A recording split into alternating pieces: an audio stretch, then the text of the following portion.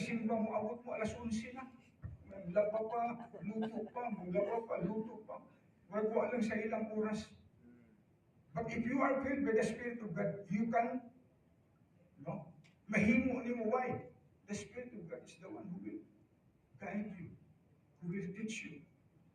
That's why kahapon sabi ko, thank you Lord, sa suking. Sabi ni Bishop Ruica, suking ito kasi suking. Ang tanong, di nila nagpakpak, dito wala. Salamat sa inyo, mga kapatid. Sa totoo lang, bisag hanggang karon, bless you po.